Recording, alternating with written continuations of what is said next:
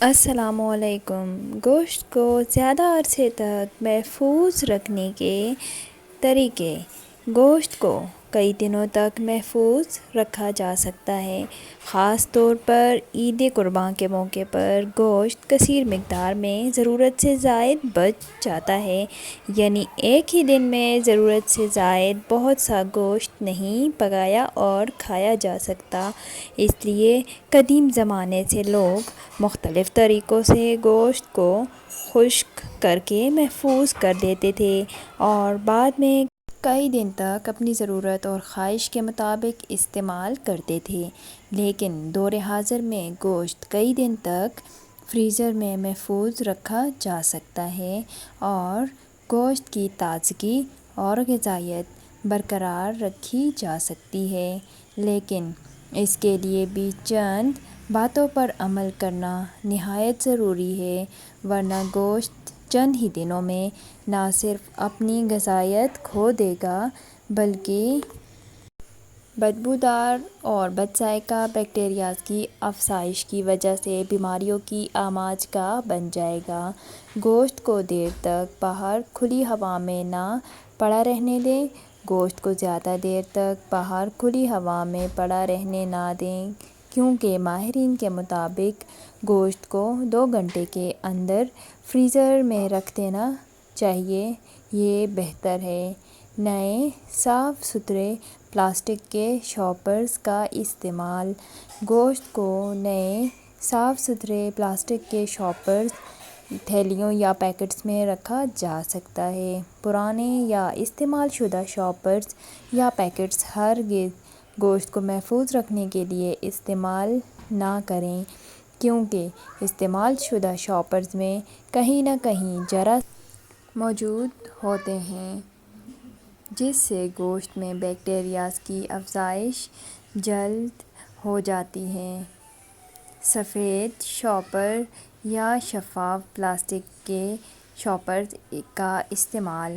Plastic کے shoppers کا colour white یعنی سفید یا شفاف ہو۔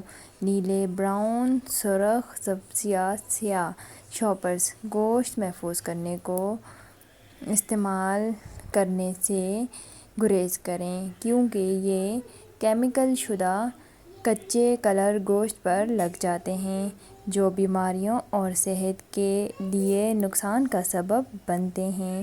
کوشش کریں کہ جب گوشت پلاسٹک کی تھیلیوں میں محفوظ کریں تو گوشت تھیلیوں میں ڈال کر تھیلیوں میں سے ہوا نکال لیں، کیونکہ ہوا میں بیکٹیریاز پائے جاتے ہیں۔ حتی الامکان کوشش کریں کہ شاپرز میں ہوا بالکل بھی نہ ہو، ورنہ گوشت جلدی خراب ہو جائے گا۔ پرانے شاپرز کا استعمال نہ کریں۔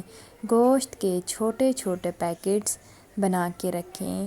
گوشت کو فریزر میں محفوظ کرنے سے قبل اس کی چھوٹی چھوٹی بوٹیاں کر لی جائیں اور ایک پیکٹ میں اتنا ہی گوشت رکھا جائے جتنا ایک بار کے استعمال کے لیے ضروری ہو، یعنی چھوٹے چھوٹے پیکٹس بنا کر گوشت فریز کیا جائے تو بہت سارے گوشت کا ایک ہی پیکٹ نہ بنایا جائے، کیونکہ اگر فریزر شدہ گوشت کو نکال کر برف پگھلنے کے بعد دوبارہ فریزر میں رکھا جائے تو اس سے بھی گوشت کی غذائیت کم ہو جاتی ہے اور گوشت جلد خراب ہونے کا خطرہ ہونے کے ساتھ ساتھ بیماریوں کا بھی پیش خیمہ ثابت ہو سکتا ہے۔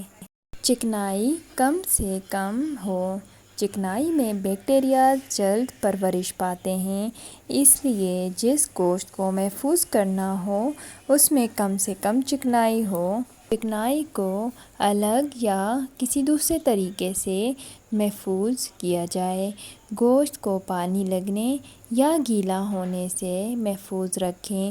گوشت کو پانی سے بچائیں اور ہوا میں 1 گھنٹہ گوشت کا پانی خشک ہونے کے لیے پڑا رہنے دیں، پھر اچھی طرح ہاتھ دھو کر اور ہاتھوں کو خشک کر کے گوشت کو صاف تھیلیوں میں محفوظ کریں۔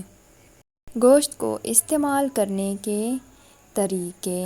بقر عید کے موقع پر گوشت کھانے میں احتیاط بھی لازمی کرنی چاہیے، اور خاص طور پر ان لوگوں کو جن کو کوئی جسمانی بیماری لاحق ہو، اور بڑے گوشت کی بنسبت چھوٹا گوشت یعنی مٹن کے گوشت کو فوقیت دیں، کیونکہ ماہرین غذائیت کہتے ہیں کہ مٹن کا گوشت بیف سے بہتر ہے۔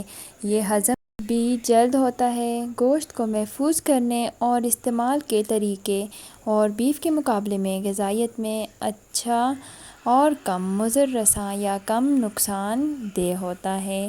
اگر گوشت کو اچھی طرح دھو کر پھر اس میں تھوڑا سا سرکہ ڈال کر چند منٹ پڑا رہنے دیں، پھر دوبارہ گوشت اچھی طرح دھو کر چھلنی کے ذریعے سارا پانی نکال کر اور ہوا میں 1 گھنٹہ خشک کرکے محفوظ کریں گے تو گوشت خراب نہیں ہوتا اور زیادہ عرصے تک استعمال ہو سکتا ہے۔